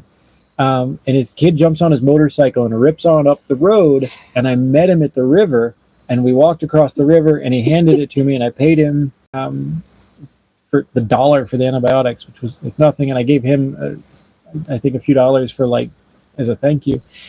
And I came back, and they'll just pull it out of a vial. Like even though they sell the vials, they will also sell you a shot of that thing for some amount of money, $1, $2, whatever it is. Try that at Tractor Supply. Some of that gets back to the freedom stuff, that you're able and allowed to do that. But there's also lack of regulation is lack of regulation, and it's a double-edged sword.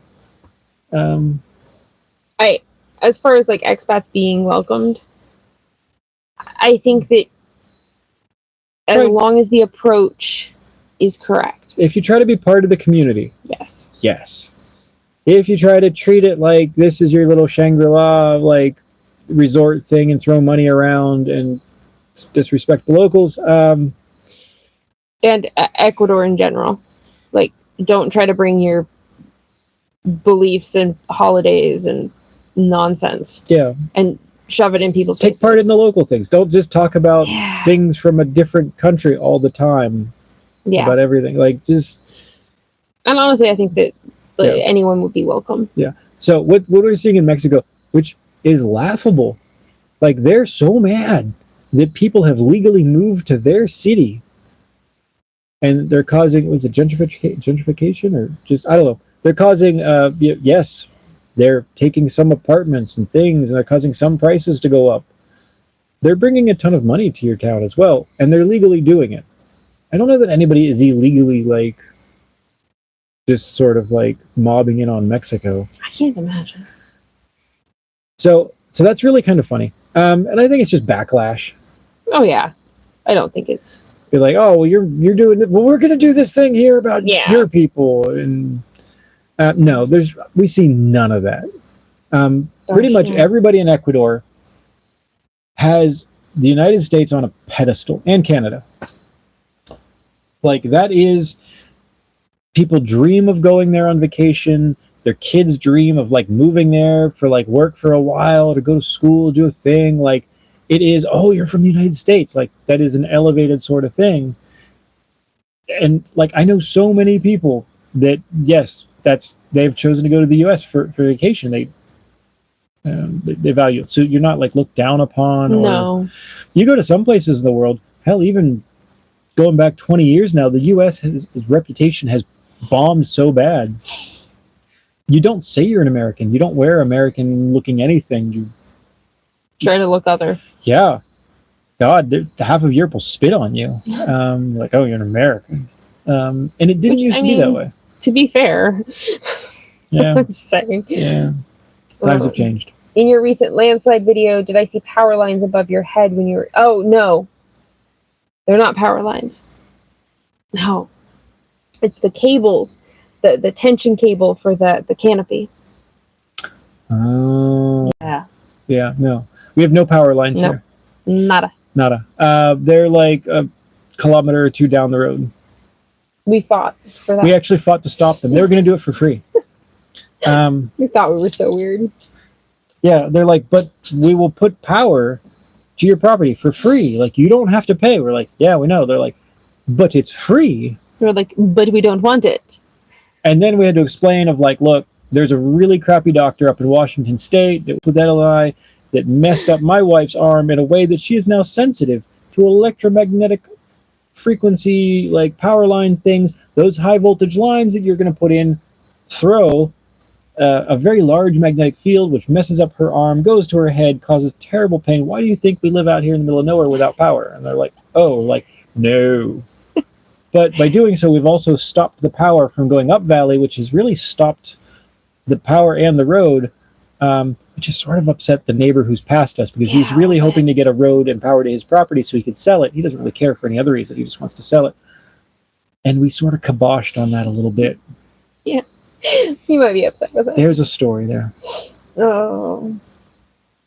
Firearm shrink, police, and military evaluation and training. Yeah. That sounds fun. Whatever. Then they issue you the weapon and ammunition. Oh. I don't know. Per our attorney. Okay. Okay. It's very different than it was. Who do we contact for that? Right?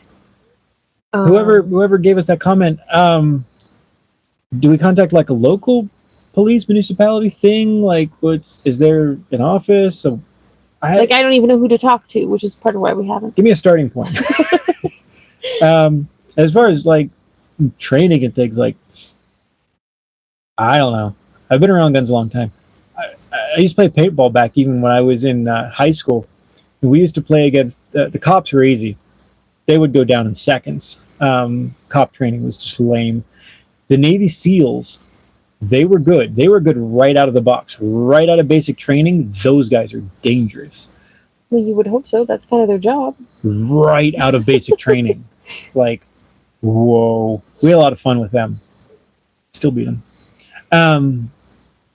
But you get into all sorts of tactics things, stuff, like just muscle memory of like being involved in a firefight of like it's really good training if you're into that kind of thing. It was fun in high school. Liquid Dr. Bronner's is an issue. Liquid limits. Oh, yeah. Yeah, we have the bar soap, but you want the liquid. I really like the liquid. I really want toothpaste. We're going to get toothpaste too. I'm really just... Somehow. I don't know. The toothpaste is more important to me. We found a toothpaste that makes her teeth, genetically problematic teeth. It makes the cracks heal up and the cavities... The enamel heal up and the cavities stop. Yep. It's the nanohydroxyapatite, I think. Something like that. They're little toothpaste pills. You chew them up. They're magical. I had some problems with mine. It was starting to go sensitive problems. I used it twice. Like, I used it and I just let it in my mouth for like 10 minutes while I showered. And then I did it again a few days later. And it literally healed the tooth. Yeah. And it's sort of important to have. I'm very impressed with it. So, yeah, we got to get her some toothpaste and some soap. Like, We're so exciting. And maybe a new card for the old laptop. It's getting rough. They're only $5, but I can't get them here. You need a bridge. Yeah, a bridge won't help us. No. We built one once, 2 large cement blocks, 2 tractor trailer beds side by side. So here's Yeah. bridge for a river crossing. Yeah. Many people have suggested some sort of a culvert or a bridge or look, this or that. When the river's low, it's a ½ inch of water 6 feet across. And you just drive over it. It's lovely. Yeah. Now, in the wet season, it's 20 feet across and 3 inches deep. And you just drive across it, and it's lovely. When there's a big storm and like a flash flood up valley from us, and then the storm moves down towards us, and that water coming down builds on the water that's hitting here, it hits and cuts. It could go up and it'll cut into the banks. It could be 30 plus feet across and 6 feet. Like it just roars through there and destroys the crossing. So if you think about like you're trying to build a bridge, you've got to span more than 30 feet to be safe, and you're going to have to dig it down a lot. So you're like 8 or 10 feet. So you're going to have to put concrete on the sides. Now that's big because you also have to rate it for the dump trucks. Every road has to have the road crew be able to go across. Well, dump truck is 12 cubic meters of rock plus the truck, a short wheelbase. It's not a little bridge. Like, it's a sturdy bridge. And most of the time you don't need the bridge. Yeah. Except for a handful of times throughout the year. So basically the expense of building a bridge for a couple of people versus when it's needed, they come down and they spend a couple hours and they dig it out and they fix it and they put it right back. A couple hours of equipment time is like $100. So how many of those fixes until you get to that like $10 or $20 or $30,000 bridge? Yeah. And they just never spend the money. No. Crossing rivers is so common here. Yeah. For any rural property anywhere. It's super common. You just do. Yeah. Some are way worse than ours. And we just drive across it in our tiny little van until it's cut like 3 feet down like a culvert. And you're like, help. What native plants can you use to control natural soil erosion? We got the start of the vetiver. Yeah. I don't know that that's native. I don't know if it's native either. I don't know where vetiver came from. So there's it's here, but I don't know if it's native. There's a bunch of grasses and things. We see a lot, and this is interesting. If you look at the landslides, we watch the news and they're like, oh, the road just like gave out. Right where the road gave out, the trees were cleared below the road, and there was corn planted. Yep. Somebody out in the middle of the mountains had this little property they bought, cleared the trees, planted corn, destabilized the soil. It left, and the road above it left too. The corn destroyed the road. So dramatic. Effing corn. So dramatic. And it's not like the only time we've seen like time and time again of like, don't mess with the greenery near the roads. Just like leave a buffer. And at some point maybe they'll figure this out. And like you can't just cut it all down. Our neighbor down here where the huge slough was, had someone come through the weed whacker, cleared the whole property the trees above. Too. Cleared all the trees. Everything. Planted balsa because it's financial. And they're just little baby balsas, so they're like, well, there's less now. Yeah. And then sprayed, like probably Roundup or something, and like killed everything. So everything on top was dead except for these tiny little trees spaced 30 feet apart, and all that ground soaked water, and then the whole hillside slept. Probably that's what caused that slide, was mismanagement of the ground above it. Yep. It's not illegal. You can do what you want. It's a double-edged sword of freedom. Yeah. You can do what you want, but so can everybody else. Now, as far as your thing are paused. As far as what we could plant, honestly, just grasses. If we can just get grasses help. The edge of our hills, trees help. We do not cut.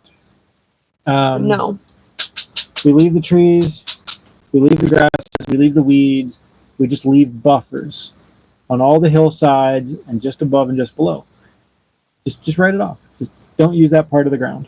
And it's really strong with the natural just mat of whatever is natively growing there. It's happy. I don't know what we can do about the slides that have happened, though. You can't plant on them. You can't walk on them. You can't get to them. Once it's happened, it's just clay. Nothing's going to really grow on it. Eventually, they get some moss and some lichen, and then some little things and some little ferns and some little grass. And after a while, it kind of builds a crust. And if it doesn't fall and you get enough time, then maybe some bigger plants start to happen. If there was hydro seeding and you could come in and like hydro seed something that would like work. Like stick to it and immediately just like. But we just can't. You can't get to them safely. Yeah, it'd be terrifying. But yeah, we got a vetiver from the guy I was working with, who was nice enough to give us one, and then you can propagate it. We can spread them out. This back to the Oni again. You have to have a physiological test and demonstrate to the military that you know what you're doing with a gun. That's fun. I wanted one and spoke with a police officer friend who said it would cost about $4,000. Well, there goes that idea. Well, that's good to know. Thank you. Because now I don't need to spend the time chasing that down. But $4,000. Good night. Oh. The computers quit totally? No, it's just the wireless. It will take 10 seconds to restart and it'll work. We'll get back to that. $4,000. Sorry. Wow. I mean, if you have the money. If we had a giant pile of money, yeah, I would do it. Maybe when we sell our property. That's still a lot of money. Still, I'm looking at that. I'm like, but that's like more than we're gonna spend on a whole house. Yeah. Yeah. Yeah, the whole house is only $3,000. The whole house. So that's a lot of money. I don't know about that. Where we may just find alternative methods of. Yeah. Well, we'll figure something else out maybe. That's a lot of money. All right. So as the computer reboots and comes up with more questions, what else was we talking about? Let's talk amongst yourselves. Oh my gosh. The amount of times I have to do this in a day. Technology. So silly.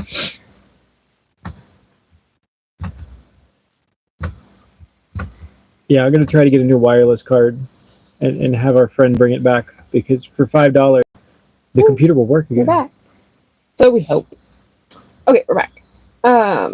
What have I missed? I've missed things. Oh, goodness, I've missed things. The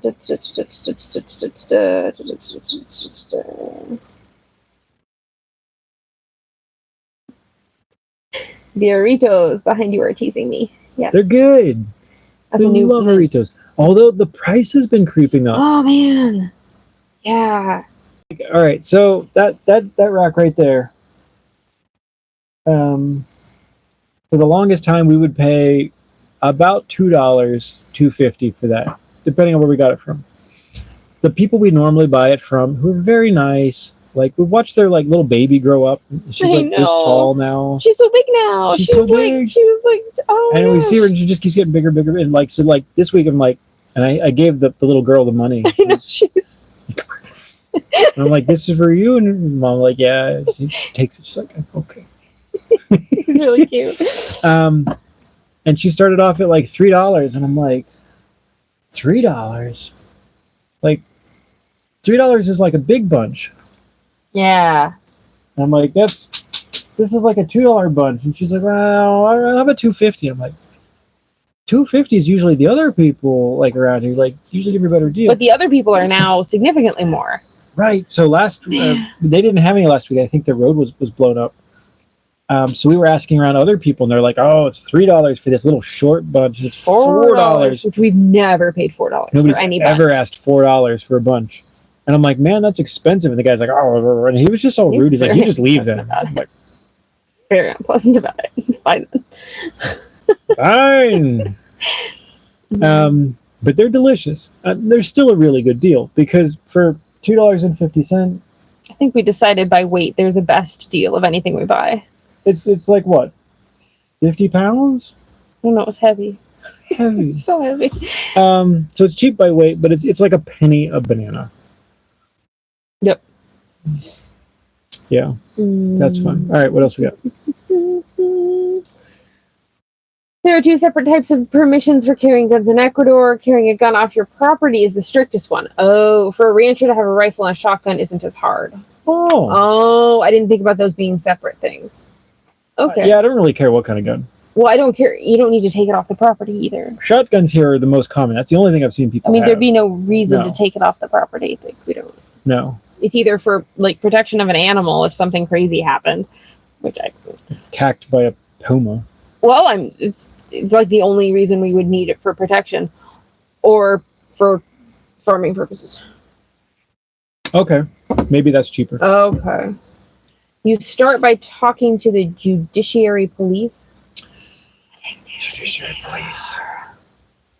I don't know. I don't know who they are. All right, but I could probably ask the local police, and they would probably tell me where to go. Because even just a 22, just a little single shot 22 would be like a huge thing to us right now. Someone's asking about the toothpaste. Freaking internet. Oh, Globoids. No, Globoid. Globoid. It's spelled weird. I was gonna look at it, but now my internet has failed again. GLOBOID. BOID? Boyd. Boyd. Globoid. Toothpaste. Tablets. Yep. And they make them without fluoride and with fluoride, if you like that kind of thing. I think it's this one. With fluoride. Oh my gosh, it's so hard to get the one without fluoride now. Yeah, so they make one without fluoride. Without fluoride. And then they make like a refill pack, which is just it's this one. It's like a the green one. Yeah. A 3, 4, 5 month supply. You don't need the whole thing either. You can cut them in half. For giggles, there's the Amazon link. It's the green one you want. You can cut them in half. They work just as good. It is honestly, you don't need the whole tablet. It's so much foam in your face. It's too much. But they work really well. They do. Very surprised. All right. Also, totally randomly, the toothpaste tablets are brilliant, and I really don't understand why they're not more common, especially for children who don't have the capacity to use the correct amount out of a toothpaste tube and want to play with the toothpaste. I killed ants once with toothpaste. I did a maze in the whole bathroom, and it was the triple color stuff. Remember that mixes when you the crest or whatever. And every ant got and then I do circles around some of the ants, and then or where they're coming out of, and I You were a menace. My mom came up and just screamed. Menace. So also, the TSA has decided toothpaste is highly dangerous to society. They don't care about the little. No, the tablets are the great. Tablets. I love those things. All right, I put the link down there. That's good. Wait, no, I don't have it.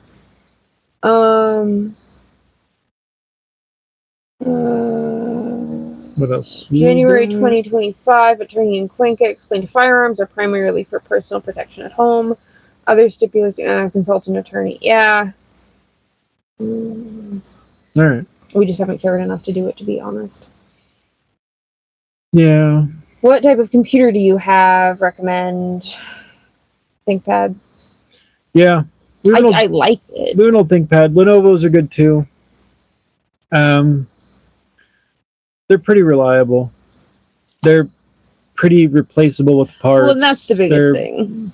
They're a business class of you can crack the thing open and just change out parts if you can get the parts. Mostly you can get the parts in normal places, just not where we are. She had a fancy Dell XPS. Anything goes wrong with it, you're boned. It's doorstop. It's upstairs being a doorstop. actually right now. Something, it stopped charging one day. It just, something on the motherboard just decided to stop charging. And we're like, it's the jack, replace the jack. I actually pulled it open and like rewired a new like plug-in and a thing and a something. And nope, something on the motherboard went. Everything is internal, encased in like glue and plastic. It's impossible to do anything. Like, you can't just change the battery on the ThinkPad. You just pop it out, pop a new one in.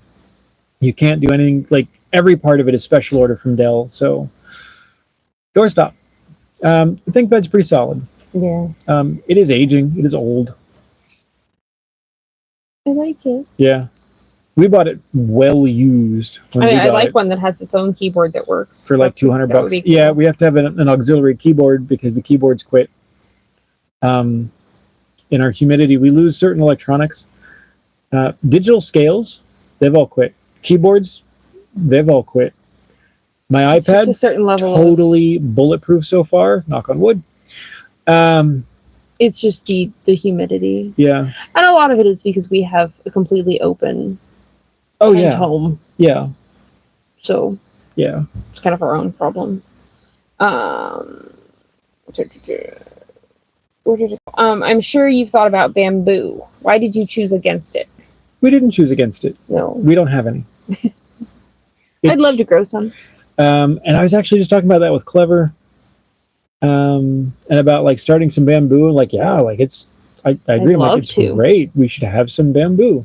It's fun to use. There's some that grows up the valley from us. There's some that we see on our way to our Zamora property, and that's the giant bamboo. It's this big around. That's just bananas. It's at least 60 feet tall. I think we need the big stuff. It may be 80 feet tall. I just don't know if we need that. So you'll see around here when they do, when they'll like redo the face of a building and like stucco or something, they'll come in with bamboo and they'll use it as scaffolding and just tie all the joints. It's a single piece of bamboo, 4 stories in the air. It's incredible. And it's just like giant. And you're like, okay, and that's it. And then they just build off all that. It's super great. It's on our list at some point. Get some bamboo, pick somewhere to let it just grow. Yeah. A big old patch of it. Yeah. Yeah. Some hillside. Not sure what all you use your computer for, but if you have a backup hard drive, you may consider a Chromebook for just internet usage, writing, and webcam. Yeah, we need it for crunching videos. Yeah, and by crunching he means exporting. Editing videos. This computer really doesn't. It's rough. It's really rough. There's lag between the audio and the video of like 3 or 4 seconds, even on like the sketchy. It's so hard to do. And then we go to do something, and this computer actually isn't its original processor. We lost both computers in a solar storm like a year plus ago. Something, yeah. Yeah, there's big solar. It's like I forget it, but it was like one of the bigger solar storms that have hit the Earth. We happen to be epicenter on it. Both computers went down on that. She lost her processor.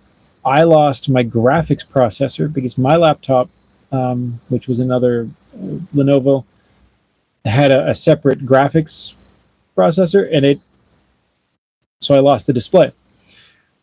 So I Siamesed my i5 chip where her i7 chip used to live, because it turns out they were made the same year, strangely enough, that we've completely bought them separate. In separate countries. So I swapped processors, and it actually overclocked because hers had a higher clock speed and there's no way to adjust it somehow. I don't know. So she's running an overclocked i5 at a pretty high rate. So it does okay. It runs into an overtemp situation, and then it will it reduces the core speed because it just can't cool itself because it's a laptop. So it gets up to like 70, 80 degrees Celsius, and then it starts to chop speeds. But when we go to do a video, if it's a 20-minute video, it's at least we get like 6 or 7 frames a second, so it's like an hour and a half to export the video. Yep. That's all the computer is going to do, is just sit there and grind away at that. Yeah. And there's a problem. We get into the bigger videos, and we're trying to put like multiple things, multiple other like layered videos, music things. Oh, it gets so complicated, and sometimes it just crashes. It just gives up. So sometimes we do it in chunks, and like, okay, I'm gonna do this chunk, export it, bring that single video into the next one, and then build some more, and then like crunch it again, and then bring that into it again, and then like, because it just can't handle too much. It's not ideal for the task. We make it work. Me too. Yeah, I think I'm caught up now. All right. Oh, cool. What time is it? It's 10 o'clock. 10 o'clock. We should probably call it. My feet are cold. Oh. Oh. All right. So last call for questions. I'll give it like 60 seconds. And otherwise, like, we'll call it a night. Happy to answer more questions if there are, but otherwise, it's been a pretty fun stream. Yeah. Good questions in there. I'd like to find out about if we could have just a rifle or a shotgun. Just on property, because that's really your literally. only... I don't even care the caliber. Anything, I can work with anything. From a 22 to 20 gauges, not 20 gauges. 16 gauges are actually really common here, which is one that like you never see in the US. There's 12s and 20s, 16s. The neighbors that have them, they have 16s, and I'm like, the old sweet 16. Like, that's okay. It's a good size. Too big for a lot of things. Oh, it's so loud. When it goes off. I'm sorry. My only experience that I remember now with it was I had a concussion. Yeah. And neither of us considered the poor timing there. Yeah. That hurt the head a bit. There's that. I had a neighbor help us out, and we borrowed one of theirs. It was like a 150-year-old gun. It's lived in a humid environment, poorly treated, not lubed its whole life. I looked in the barrel, and it's just black. It's not carbon. It's rust. The barrel has gone dark. In fact, it's so coarse, I'm afraid to shoot it. I'm like, oh, God. Oh. So I spent some time. I made a barrel honing thing, and I tried to hone out just the flaky rust thing. Got the barrel somewhat smooth, slightly waxed. I'm like, okay, there was a problem with the firing pin. There wasn't one. Oh yeah, they lost that some years ago. They had another one made. It wasn't made quite right. So it takes 15 or 25 hammer strikes before the cartridge would light, which is really awkward when you're just trying to put down a pig. It was rough. Yeah. So it would be great if I could have something made in the last 20 years. All right, last question. What do you guys use for editing videos? For my channel, I use KindMaster. I have never heard of that. Never heard of it. Wait, your channel. What channel do you have? I don't know. We will look at it. Is there a link? I can. You can click on it? Well, not right now. Okay, we'll check later. We use OpenShot, which is cool. It's not perfect. It's not perfect. But it is free. It is free. It's an open source video editing. It does a reasonably good job. It has some cool features, some that the computer chokes on horribly that may be cool, but we can't use. It's lacking some things I'd like. And there's a bunch of things with simply trying to put graphics or words on the screen. Oh, such a pain. Which suck. It's imperfect. And then there's some other little things that just suck of trying to it was written by like 17 different people and sort of put together, as open source projects sometimes are, which I'm a huge fan of. And I'm happy for it. But it also has its kludgy moments. But again, it's free. It's what we have to use because we took a long time to. It was a challenge to find a free one. A truly free one. We went through a whole bunch, and we're like, oh, well, you're going to watermark it, or you're going to this, or you're going to lock out like. Or you won't let me save. You won't let me save it or export it. Right. That's great. All right. Lots of good nights. Thank you from Maple Falls, Washington. Hey. We know that area. We do. It's nice up there this time of year.